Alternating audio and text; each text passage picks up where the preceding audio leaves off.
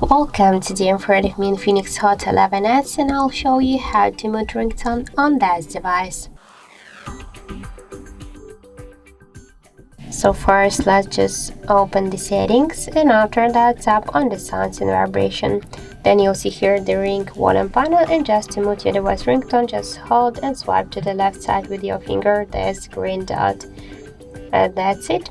Also, you can make it by the second way. Just first press up or down volume button on the right side of your phone, then click here to the settings icon, and now you'll launch the same sound settings, and on ringtone volume panel just swipe to the left side, that's green dot, and that's it. So thank you for watching, and if you find this video helpful, don't forget to leave a like, comment and to subscribe our channel.